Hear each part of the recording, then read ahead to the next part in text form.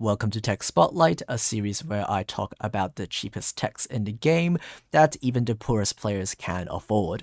Today we will be looking at Ancient Warriors Loyal Guan. This card is an Ancient Warriors card, as you can probably see, but this card is also pretty good in a lot of different decks other than its own archetype as well. Let's have a look at the effect. If only your opponent controls a monster, you can special summon this card from your hand. Your opponent cannot target other Ancient Warrior monsters you control with card effects. If your opponent controls more monsters than you do, you target one monster your opponent controls and destroy it, and you can only use this effect once per turn. As you can probably tell, this card is incredibly generic, even though it has the effect of your opponent cannot target other Ancient Warriors monsters you control with card effects. The other two effects are all generic, so you can use this in pretty much any deck that you play this card in. This card has a 2500 attack, which is pretty much, and this card can special summon itself for free, so it's basically a free beat stick that you can just summon for free and destroy your opponent's monsters with. And even if you cannot destroy your monsters by battle, you can still use its other effect to just pop your opponent's monsters. So what's so good about this card is that it baits interaction, because it has the effect to pop your opponent's monsters. Your opponent will very likely spend the resources to try to stop this card from activating its effect, because if your opponent has a boss monster, they really won't want you to just pop it for free, so they will pretty much always have a quick effect to stop your Guan from using its pop effect, or just flipping it face down so it can't attack your opponent's monsters. And that is really good because it gives you a way to bait your opponent's interaction before you actually start your own main combo.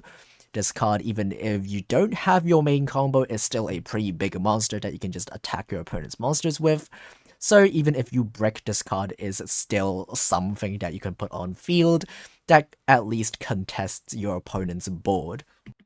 And this card is even better if your opponent doesn't have any interaction, because it just destroys a monster for free, and it destroys another one if you attack with this card. So this card trades with two of your opponent's monsters just by having this card in your hand, and you still haven't used your normal summon yet, which is really nice. And one last thing that this card is useful at is it is a free monster. And you can do a lot of things with a free monster. You can use it as a link material, you can use it as a synchro material, you can use it as an Xyz material, you can even use it as tribute fodder if you are playing a tribute summon deck, or if you're playing a deck that needs monsters to tribute. Okay, now let's talk about what this card cannot do, or rather what its weaknesses are. So this card is pretty much only good going second, because your opponent must control a monster for you to actually summon this card. And if you control a monster, you cannot special summon this card as well, because it says if only your opponent controls a monster. So this card is basically only good if you go second and your opponent has a monster on field.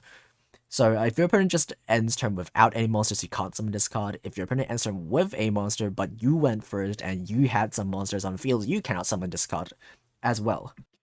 And its second effect can only pretty much be used if your opponent has two or more monsters on field. If they only end on one boss monster, you cannot use the pop effect, because your opponent must control more monsters than you do. And it itself is a monster, so your opponent must control two or more monsters for you to be able to actually activate the second effect to pop a monster on field. So again, if your opponent just, for example, if your opponent ends on something like Concealed Pleiades and passes without any other monsters, you cannot use the effect of Guan to pop your opponent's monsters before you commit to your normal summon.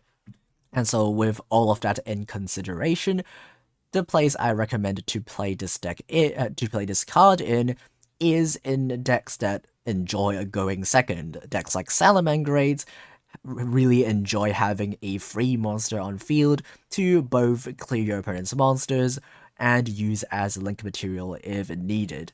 And it also baits your opponent's interactions before you commit, which is really nice for decks that like to go second. And going second decks are really vulnerable to back row, which this card really helps get rid of, not directly, but indirectly by forcing your opponent to use their back row before you activate your effect to pop their boss monster. And also this card helps with dealing enough damage, especially when your opponent has a skill that boosts their own life points, which a lot of decks already do. So this card has a high attack value and a free special summon to help to deal with that extra life points. Okay, let's have a look at a replay where I use this card. I am playing Salamangrades, as I have mentioned as one of the recommendations on where to play this card. Salamangrades themselves are pretty cheap as well, so the deck in combination with Guan is just a really cheap and viable deck in general. Our opponent is playing Blue Eyes, and they will be activating the field spell because we are playing in an event which gives them the field spell for free. We also get a free copy of a Sealing Ceremony of Katon, which is nice because it gets to banish our opponent's Blue Eyes if they try to grab it back with Lightstone. Our opponent will be summoning a Spirit Dragon and a Blue Eyes and ending their turn. We're going to do a bit of Salamangrade comboing. We'll just fast forward because it's gonna take quite some time. And then we're going to grab Circle, activate Foul, lock that back row, make a Balinix, and summon Gazelle for free. Gazelle activate its effect, send Falco, Falco effect, set back Circle, activate Circle, grab Mir, and then make Update Jammer, make Security Dragon, bounce at Blue Eyes, and make Ningirsu send that Spirit Dragon, but he gets to negate my Update Jammer, so I can only attack once, and I attack once, and it's not enough for lethal. Our opponent will be activating the White Stone to grab back their Blue Eyes. We will banish that Blue Eyes, which prevents them to have a Blue Eyes in hand, so he's going to set one and pass. We're going to search a Foul in the end phase, and now during our turn, we could use our effect of Ningirsu to send itself to the graveyard, so we have an empty board. Now that only our opponent controls a monster, we can activate the effect of Guan and summon itself for free. Our opponent will activate IDP, but unfortunately for him, our monster is a Beast Warrior, and we don't have another Beast Warrior in our graveyard because we are using Guan as a tech in a different deck. If we were using this card in Ancient Warriors, we would have lost to IDP because there are only Beast Warriors in Ancient Warriors, but since we are using this card in a different deck, we actually are pretty safe from IDP. And since our opponent stole our monster, our opponent has more than one monster on field, which allows us to activate the effect of Guan to pop our own Ningirsu that he stole. And now that he doesn't have any interaction, he will be scooping. Good game.